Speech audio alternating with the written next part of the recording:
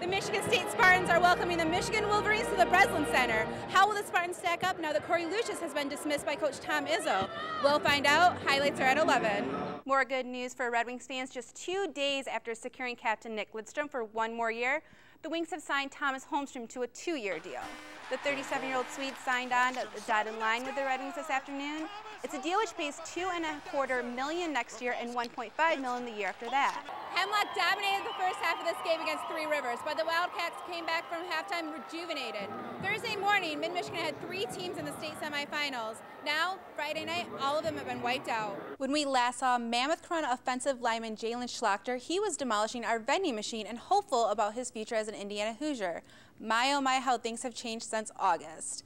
When the Hoosiers fired head coach Bill Lynch last November, it set off a domino effect of events that put Schlachter's future very much in limbo. 35 of the 37 players who signed letters of intent to play football at Saginaw Valley State University hail from Michigan, and a handful of those were high school standouts right here in our own backyard. This is not exactly what Michigan State expected to be doing on the first day of the Big Ten tournament. Instead of relaxing and preparing for their second-round game, the Spartans were forced to slug it out today with Iowa.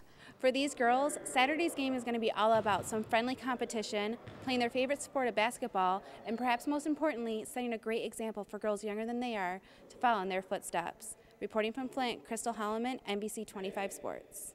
Even though the Great Lakes Loons have enjoyed the comforts of home during a 10-game stint at Dow Diamond, the competition has been anything but easy.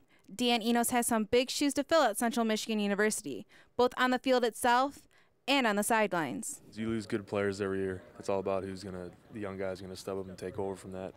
Coming in to replace Butch Jones and take the reins of arguably the best team in the Mid-American Conference, Enos isn't the only fresh face stepping into the spotlight in Mount Pleasant. Ryan Radcliffe is a front runner in the race for starting quarterback. I can run effectively, but I'm not Dan. I like to sit back there and pass, but you know what? Whatever the team calls me to do, that's what I'm going to do. So.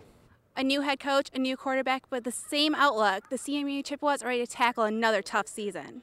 Unlike the 2009 season, the Chips won't be facing a Pac-10 team in their season opener, but that doesn't mean the team won't be ready for a challenge ahead.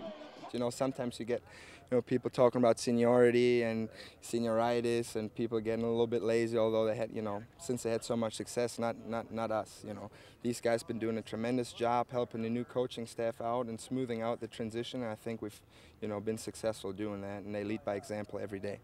But have no fear, Chippewa fans. Coach Enos hopes that one certain thing will remain the same. Hopefully they're going to continue to see we have more points than the other teams at the end of the game. Krystle Holleman, NBC 25 Sports. In this house behind me, there's an athlete who has overcome incredible odds to continue playing the sport that he loves, thanks to some strong support from his teammates and a very generous donation from a family member.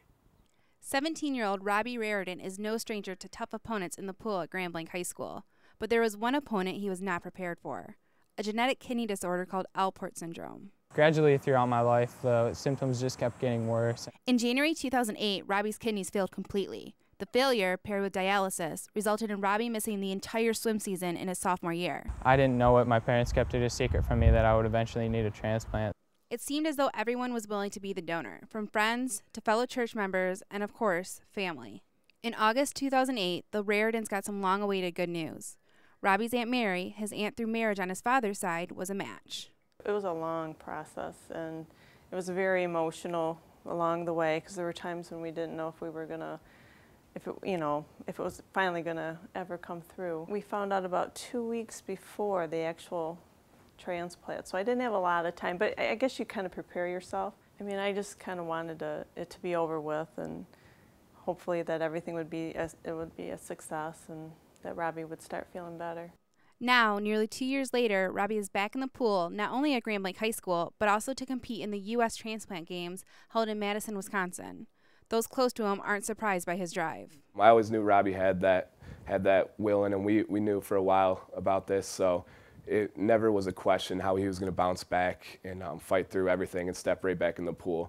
It takes extreme character to be able to get through something like this and excel. It's good to see that he can, compete at the level that he, at a normal person can do, a healthy person. And so, yeah, plus it's always kind of special to think that my kidney's in there and that we're doing it together. Upon his return from the transplant games, Robbie will return back to Grand Blanc to play varsity water polo for the Bobcats. Reporting from Grand Blanc Township, Krystle Holleman, NBC 25 Sports.